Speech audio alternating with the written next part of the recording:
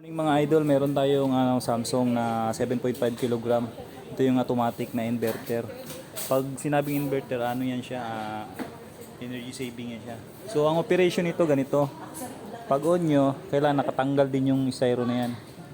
And then yung water niya, naka-attach yan sa sa likod niya. So, yung water inlet niya. Dito yan sa likod niya yan. Ito natin sa inyo mga idol para kung bibili kayo. Dito ikakabit nyo to, dito. Pagkabit mo yan dito, and then ito naka-attach to sa poset. Ito yung dulo niya. Ito naka-attach to, dapat i-ano mo yan. Ito nilalagay mo sa gripo. And then yung kanyang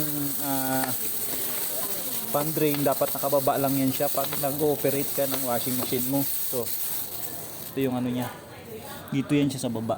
So yan, ganyan. Dapat naka-attach yan siya dito kung ano mo bibigyan niya. And then after nun, so natapos na tayo doon. Bali maglalagay ka na dito ng detergent or sabon. After nun, dito naman sa downy niya. Buhos mo, estimatein mo lang kung ilang downy ang ilalagay mo. Yan. Ito naman ano to sa mouse protector. Ilalim naman to yung ilalagay. Yan. So ganito ang operation yan guys. Bubuksan mo muna yung gripo. Tapos dapat siya kasi ang papatay nun eh. And then mag-on ka. Select mo ng on. Yung nakalagay dito sa digital niya na 1. Ito yan siya, sa normal yan siya. Tapos kung gusto mo naman mag-select, ito may nakapangalang quick wash. Ito yung mga damit na hindi masyadong marumi. Itong super clean. Halimbawa yung damit mo ay medyo ragid ka masyado. Nasa ano ka na nagbabasketball ganun. Medyo marumi. Ito number 4 delicates, ito yung mga damit na madali lang siyang masira. So ang gagawin mo dito is select mo lang sa number 4. Ito ginagamit to sa pang-opisina eh. Ito naman sa number 5 beadings to. Aqua Preserve, ito yung kung ayaw mo itapon yung tubig. Kung uulitin mo pa paggamit.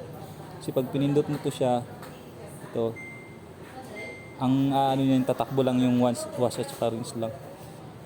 So ito naman ang range and spin. Ikot ang clean, pinipindot lang to pag umilaw to, ibig sabihin marumi na yung drum niya yan. So ayun. Select na tayo sa number 1 lang tayo kasi itong usually na ginagamit normal number 1. And then kailangan mo mag water select para magkaroon ka ng minutes dito or hour. Katulad niyan, number 5 yung water level niya. So, nasa 71 minutes siya. Sa number 1 yun, sa normal naman yun. Halimbawa, sa quick wash, ito madalian lang to eh. Halimbawa, select natin sa number 2. Tapos number 5 yung ano natin water level. So, 43 minutes lang siya. Ito, mga hindi marumi, ginagamitan ng tong quick wash. Pero, usually normal yan. Dapat, nakadepende lang naman sa inyo yan eh. Halimbawa, number 1 siya. So kung ayaw mo naman na sobrang puno, select ka lang po number 5, ito yung water level niya. Tapos number 1, ito ginagamit ng number 1 to sa mga bra, panty, ganun lang. Tapos number 3, kadalasan ginagamit ng iba. So after nun, i-start mo na yan. Start ka. Pag select mo ng start, yan mag-start na bagsak yung tubig. Pati yung sabon kasama na yan siya.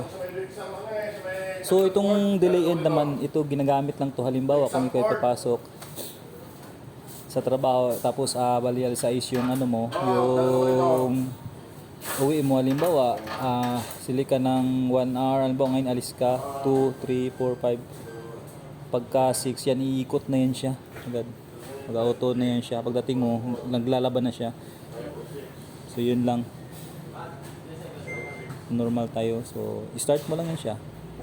Ayun, iikot na yun siya. Patayin natin kasi mayroon pang styro. So yun lang guys, sana may natutunan.